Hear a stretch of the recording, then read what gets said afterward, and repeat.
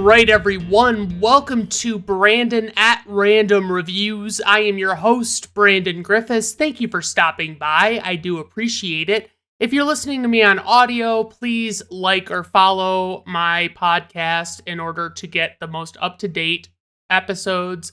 And if you're watching on video, and I'm hoping that you're, by the time I release this, able to see it on a lot more services, just like, subscribe, whatever you want to do in that scenario as well. Today I want to talk about Men in Black from 1997. This is the original movie, directed by Barry Sonnenfeld, and he directed The Addams Family and The Addams Family Values from the 90s. I was never a big fan of those movies. It's pretty well documented that I don't like visually dark movies that have quirky senses of humor. So he also did Get Shorty, which is one I need to go back and revisit because honestly, I seem to remember that movie being really fucking good. He also did Men in Black 2, and I remember that one being kind of a stinker. It was not particularly good. It had Johnny Knoxville as like basically a henchman to the villain, Laura Flynn Boyle, and she's pretty enough and all that, and she definitely gave off villainous vibes, but it's not like she was like a standout choice, you know? It wasn't like a big get for them to land Laura Flynn Boyle. He also did Men in Black 3, which I never saw because the second one was so mediocre, and I haven't really heard many people talk about those other Men in Black movies. For the writers, we have Lowell Cunningham, who wrote the comic book that this movie and the series of movies is based on, called The Men in Black. Then we have Ed Solomon, who wrote Bill and Ted's Excellent Adventure, and I saw that way too late in my life. I think if I would have seen it before my teen years, I might have thought it was a pretty fucking cool movie, but it just seemed so dumb, and it is dumb, but it's like, it seemed worse because, you know, it's like every fucking Pauly Shore movie I've ever seen. It was really funny when I was a little kid, but I kind of grew out of it. Sorry, Pauly Shore, I still love you. And then he wrote the Super Mario Brothers movie from the 90s with Bob Hoskins and John Leguizamo. Everybody I talked to has nothing good to say about it, and that's really saying something. And then last but not least, for his select filmography, I chose Charlie's Angels from 2000, and that one's got Lucy Liu, My Girl Drew, and Cameron D. And that one, I don't, like, I liked it as like a 13 or 14-year-old. I loved the fact that there were attractive women in it. And going back, I think it would be fucking terrible. I think it would be very stupid, like above and beyond what it was going for. Because I can just think of like scenes that are running through my head right now that are like, holy shit, that was a fucking awful scene. Why did they record that and put that into the movie? And then we have producer Walter F. Parks, who produced Minority Report, which is the definitive Tom Cruise movie that I would really like a whole hell of a lot more if Tom Cruise wasn't in it. But he's such a box office draw, you can't really deny their reasoning in choosing him for a movie like that. He also produced the Ring movies, and I've only seen the first one. The first one, when it came out, it was like, I was genuinely scared by it. It was before I had conditioned myself to not give a shit about horror movies and not let them get to me like that. And then last but not least, he produced Catch Me If You Can, which was previously covered on this podcast. And I really love Catch Me If You Can. Check out my episode on it. It was pretty early on in season 1 for me, but I fucking love it. I thought it was fantastic. And Laurie McDonald is the other producer, and she didn't really have a whole lot of credits as a producer. And the only thing I could really find of note was that she's producing that Barbie movie with Margot Robbie and Ryan Gosling that's supposed to come out in 2023. She's also producing Gladiator 2, which I don't even really know what that's gonna be. I know that people love Gladiator, and I need to revisit that one, but I don't think we need a sequel to Gladiator at all. Steven Spielberg is the executive producer on this movie. And man, I mean, like, his name carries so much weight in movies. It's like, if you see his name, you just know that you're going to fucking have a much better chance of it being a good movie. For the score, we had composer Danny Elfman. I've talked to him at length in multiple episodes, so I won't bore you with that here. And for the soundtrack, we had Will Smith's title song, Men in Black. And I just remember that video being really silly. And it's Will Smith. Like, his types of songs, like, I don't know what it is about them. Like, they're to me, like, his best songs are still nothing too great, with the exception of the Fresh Prince of Bel-Air theme song. For the cast, we have Tommy Lee Jones, who plays Agent K, and he was in The Fugitive, previously covered on this podcast, and I fucking love The Fugitive. All-time favorite movie for me. Absolutely check that episode out. He was also in Batman Forever, previously covered on this podcast, and that one sucks ass, and I hated his portrayal of Two-Face, and there's so much more to say, but just check out that episode because, fun fact, that episode is the least listened to episode I have ever recorded. It is at the bottom of my fucking list, and I don't know why. Like, I got a little trigger happy with DC movies, but, like, man, it was devastating how poorly it performed. And last for him, he was in No Country for Old Men with Josh Brolin and Javier Bardem. And that's another previously covered on this podcast. I really love No Country for Old Men. It has its flaws, but generally speaking, I really do love it. And then we have Will Smith, who plays Agent J. And I honestly never had anything against him before the slapping of Chris Rock at the Oscars, but it did cast a shadow over him. I was just underwhelmed by him before, but now it's kind of like, is this guy kind of like a piece of shit too? I don't know. He was on The Fresh Prince of Bel-Air that I previously mentioned, and that one is one that if you're a person who was born in the 1980s, you should know all of the words to that theme song, no exceptions. So he was also in Suicide Squad, previously covered on this podcast. It was part of that DC series, and I don't have a lot of good things to say about Suicide Squad. The writing was bad, and I think I'll leave it at that. He was also in the live-action remake of Aladdin. Why don't you just go back and watch the fucking cartoon and ignore the existence of these fucking movies? So then we have Linda Fiorentino, who plays Dr. Laurel Weaver, and she was in After Hours, which is a Martin Scorsese movie that I didn't really care for. I've heard people talk about it like it was something special. I just couldn't really get into it.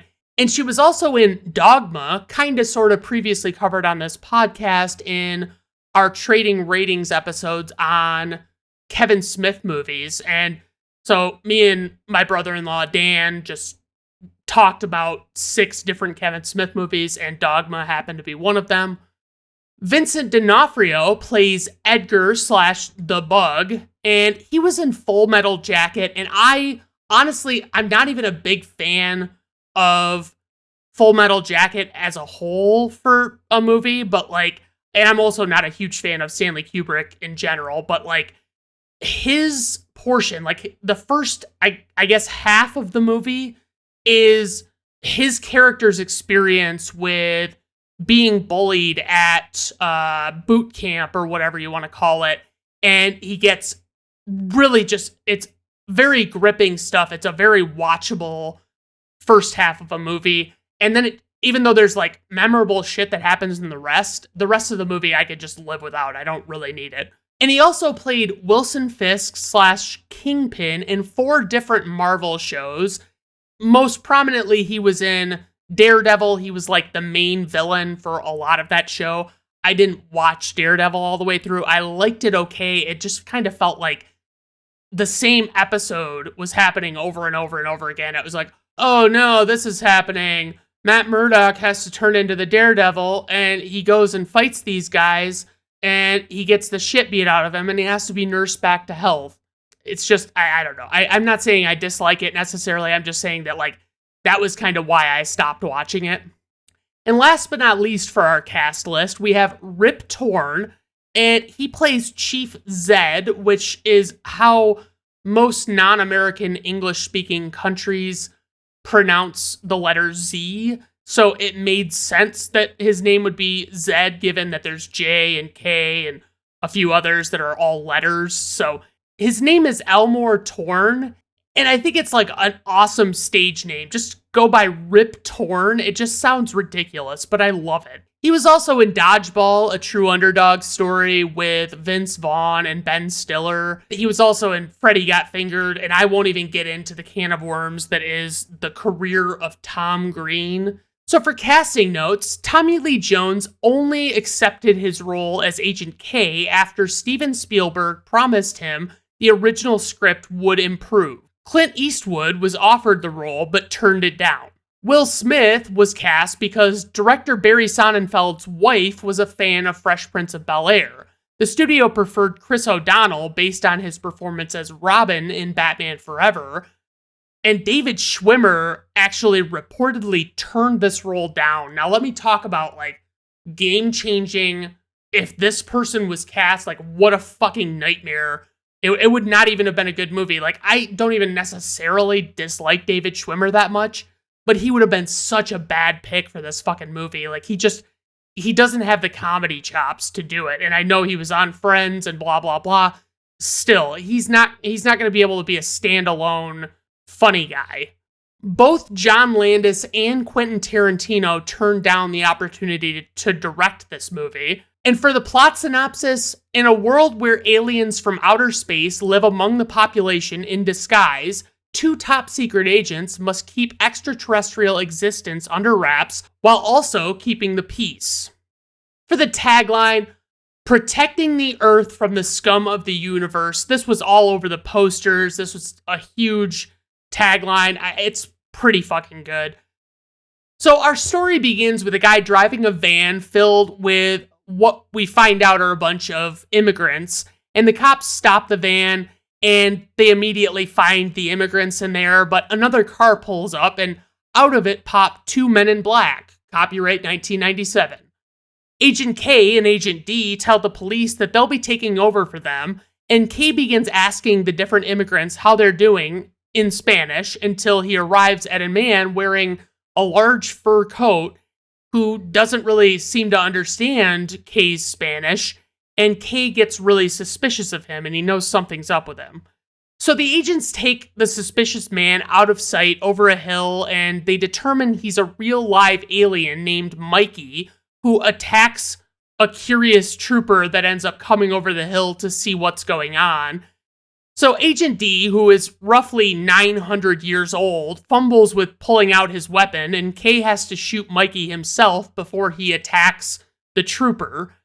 This movie does well at making aliens seem more grounded in how they behave despite this little attack here. They seem less like pure monsters throughout this movie, with the exception of this very first one, so probably not the best foot to get off on to be saying that, but what can you really do, honestly? So the other troopers come over the hill when they hear the commotion, and Kay has to use a neuralizer device that flashes like a camera, and it like wipes the memories of everyone not wearing sunglasses inside of it. A cleanup crew arrives to purge all evidence of the alien from the area, and Agent D comes to terms with needing to retire, and Kay neuralizes him, wiping his memory. He has the ability to set how much of a memory wipe it is, days, months, weeks, years, blah, blah, blah. Next thing we know, a man we will for the time being know as Edwards is chasing a suspect on foot through New York City, and this guy that he's chasing has unbelievable physical prowess. Edwards nearly apprehends him, but the man warns of someone who is coming and then blinks and does something with his eyes that reveals he's definitely not human, and he just jumps off the roof, and it's very baffling. So cut to some farmhouse where a man named Edgar is verbally abusing his wife. Edgar goes out to investigate what turns out to be the sound of a spacecraft crashing into his truck. Edgar is just straight up killed by the creature that was in the spaceship. The creature actually takes Edgar's skin and wears it like a suit. So he kind of sort of looks like Edgar, but not really at all. Like you would know something was up if you knew Edgar and you were talking to him. It looks, they did a really good job on the makeup, honestly. So the alien comes back in the house wearing Edgar's skin and demands a ton of sugar and a glass of water. He's like, "Give me sugar in water." That's the best impression I can do. It kind of scares the shit out of the wife because she knows something is just not right with her husband, and she faints, as people often do in movies, but almost never in real life. Edwards is being questioned about the run-in with the alien man by skeptical detectives that he works with. A Dr. Laurel Weaver comes in and tells Edwards she believes him, only to have her memory wiped by Agent K as he's coming into the interrogation room. Kay wants to talk to Edwards about what happened and wants to see if maybe Edwards could identify the weapon that the man he was chasing used. They go to what is totally just a jewelry store and not a alien weapons dealer type place at all. It's not a front. I know what you're thinking. Edwards hassles the guy about hearing he was selling guns, and he denies it until Kay comes in and literally shoots the guy's head off in front of Edwards. His head immediately grows back and it looks super weird, and Edwards just knows something is going on. So Edwards identifies the weapon and they go outside, and Kay immediately hits him with the neuralizer device, and then he gives him a card and it says for him to come to MIB, the headquarters where Kay works. Edwards comes to MIB the next day, and the best of the best military guys are there as well, and they're given an aptitude test. And they're all struggling to write, and basically Edwards is the only one that, like, grabs the table, the big fucking coffee table from the middle of the room that nobody can reach, and pulls it over to himself and does his test on there while everybody else struggles to write. They go do target practice, and it's like this big scene with all of these alien looking things, and all of these military guys are just blindly shooting all of them. Edwards actually just shoots this one that looks like a little girl, and she's carrying these books, and the books she's carrying are enough to make Edwards suspicious of her, and he basically justifies his reasoning for doing it, and they're like, okay, like everybody looks at him like he's a fucking psychopath. All the other men disperse, and Kay holds Edwards back to show him around and tries to get him to join. Edwards has to sever all ties with people to do this, so he sits on a bench for several hours so that we know he's thinking. I would have liked for them to have gone with a different route for this, like showing that he was like thinking about it and blah, blah, blah. It's just like to have him just sit on the fucking bench in the park or by the water. You might as well have just had him agree to do it right off the bat. I mean, that's kind of how I feel about it. He goes back to MIB the next day because this is actually a movie and he didn't just decide not to do it, even though he probably had plenty of reasons not to do it. Kay shows him around the lab and tells him the MIB is largely funded by patents taken out on alien technology, and he shows him something that he says will replace the CD someday, and it's like a tiny little like silver dollar sized CD, and it's like, I love when fucking movies try and predict the future in those ways. Any technology they usually come up with, not always, but almost always, is wrong. They're like so fucking far off base. Edwards has his identity erased and becomes simply Jay, and that's what I'll be calling him going forward. It's a little bit easier than Edwards. Kay and Jay leave in this older black Ford sedan, and we get more exchanges between the two of them where Jay is cocky and telling Kay to work on his people skills. And they try and show that this car really has some hidden features, like it really packs a wall up. And they do that by showing Kay backing out of a parking spot, like a parallel parking spot.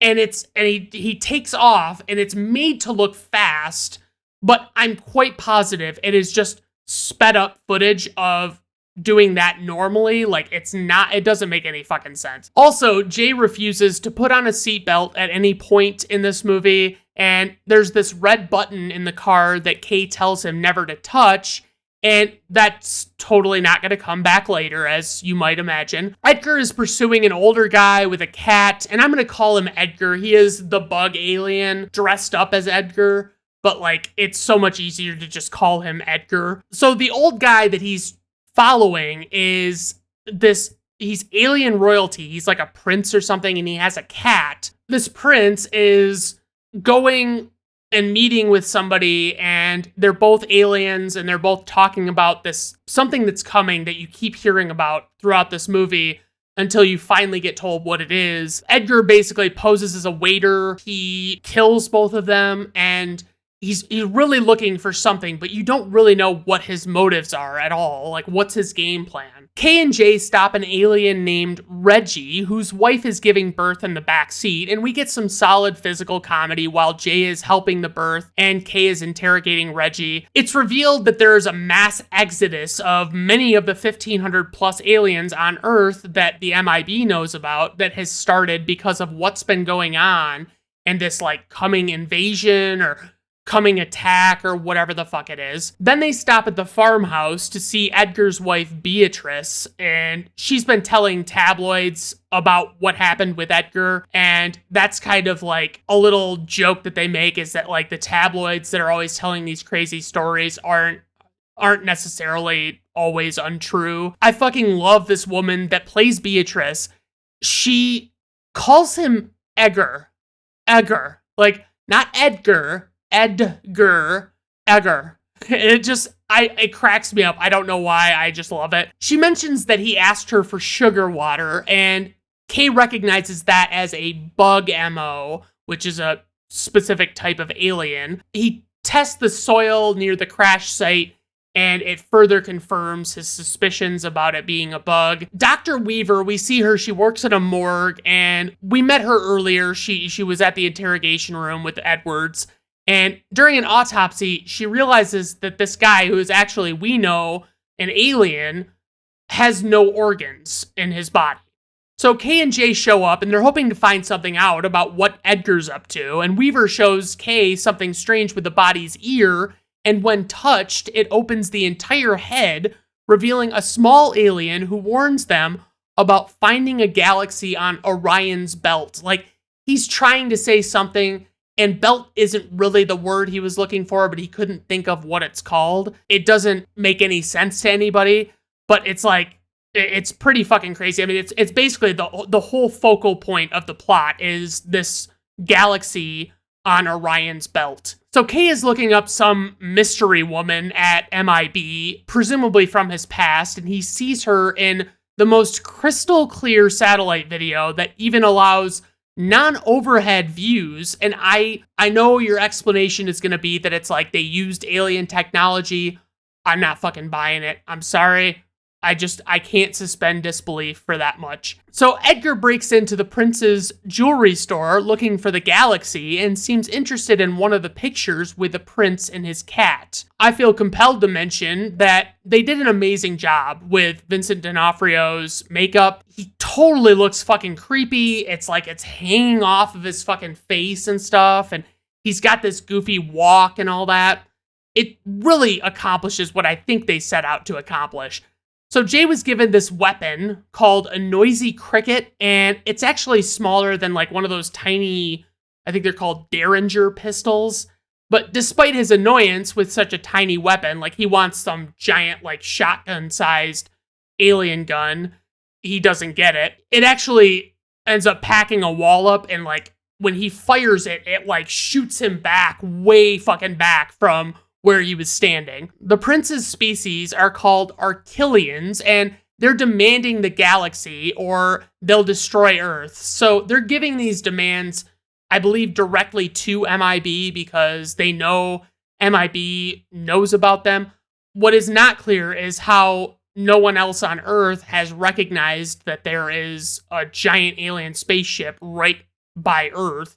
I digress. It's revealed that the galaxy is actually in a small piece of jewelry hanging from the cat's collar, and the cat's name is Orion. And so he was trying to say Orion's collar, but he was actually saying Orion's belt. And it's funny because like everybody's like, Orion's belt is just 3 stars in a constellation. There's not a galaxy in or on Orion's belt or in Orion's belt in any way. That's not how this works. So Edgar comes to the morgue to get the cat. Kay and Jay show up hoping to get it first, and Weaver is there talking to Jay while she's being silently intimidated under the table by Edgar. Eventually, Edgar sees the cat and he takes it as well as Weaver. He just flees, runs off, whatever. I mean, he stole this exterminator van or whatever. Back at MIB, it's revealed that the Archilians have given them 1 hour to deliver the galaxy.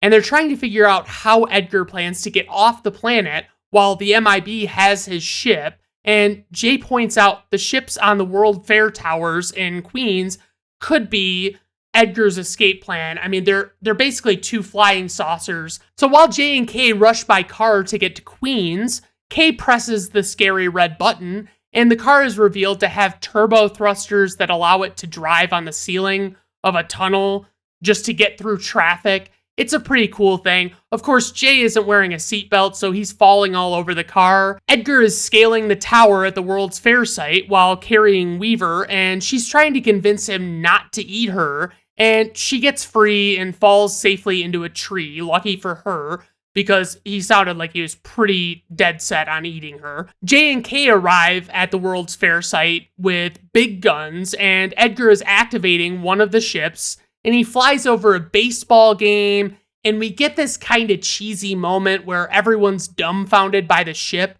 and it's just kind of wild, honestly. It's so silly, but there's a really cool shot of this fucking ship going over the baseball stadium, and I really like that.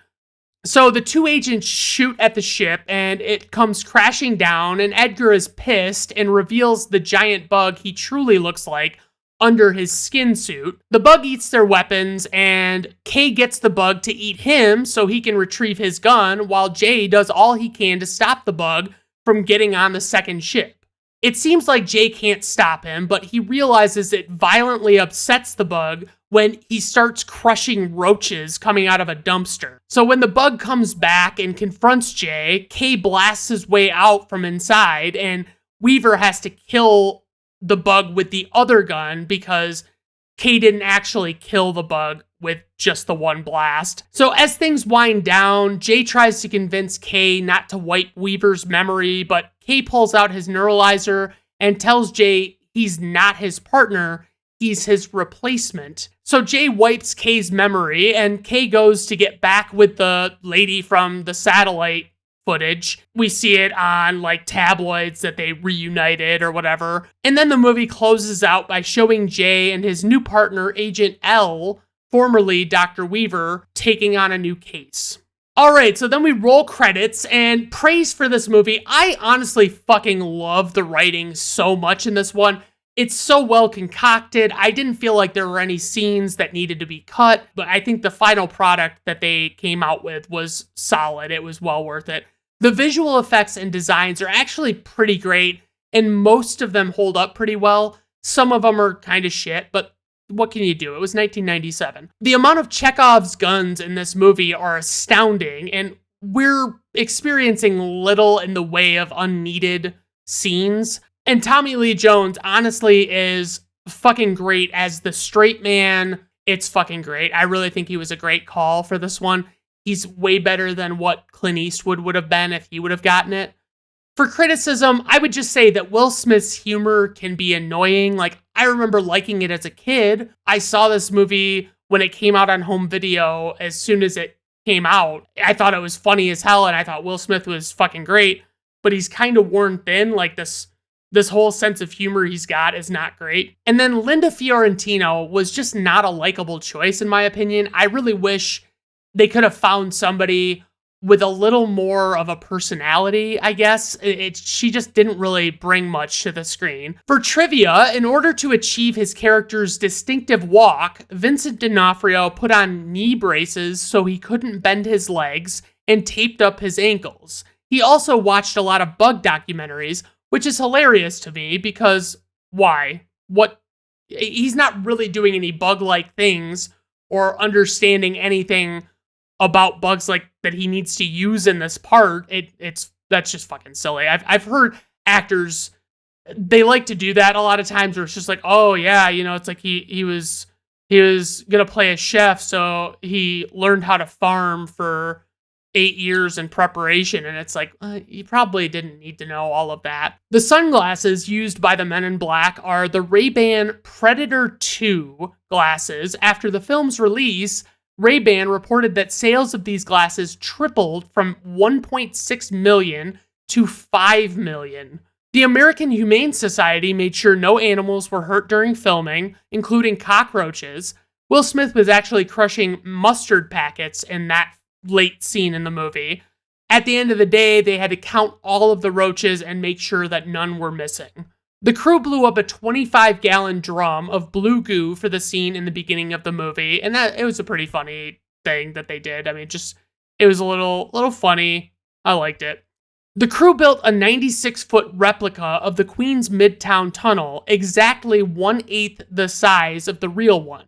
It was completely authentic, down to the graffiti, and took 4 months to build. And it's such a short scene, like, did you really need to do that? Like, I don't know. I feel like you could have done something else.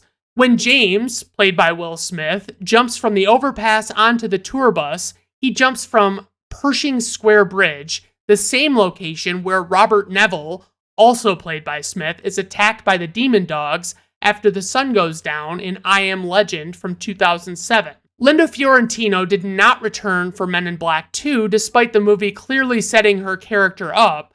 Producer Laurie McDonald claimed that Agent L was not considered a permanent character, and it was also rumored that she was difficult to work with, and I even saw something about Tommy Lee Jones refused to work with her or something. I don't know. I heard the same kind of stories about her on Dogma, like her and Kevin Smith really clashed, and it was very toxic. You have to think, if you hear more than one story about an actor or actress being difficult, that it's probably not a good sign, and there's a much better chance it's true. So on to info and ratings. We had a runtime of 98 minutes. This movie is rated PG-13 by the Motion Picture Association of America. Budget, $90 million. Opening weekend, $51.1 million. Worldwide gross, $589.4 million. IMDb rating, 7.3. Rotten Tomato Critics score, 91%. Rotten Tomato Audience score, 80%. Personal rating, 4.5 out of 5 stars. This is one of those ones that, honestly, if I could, like, really do a good job of being objective and not let nostalgia take over, I probably wouldn't rate this so high, but I love a lot about this movie. There are some things that don't stand the test of time, but I mean, I loved this when I was 10, 11 years old, and it's still great. It's still a solid movie. All right, everyone. Well, I hope you enjoyed the episode today, and obviously, like, subscribe, blah, blah, blah, and all that fun stuff. So, all right, have a good rest of your day. Bye now.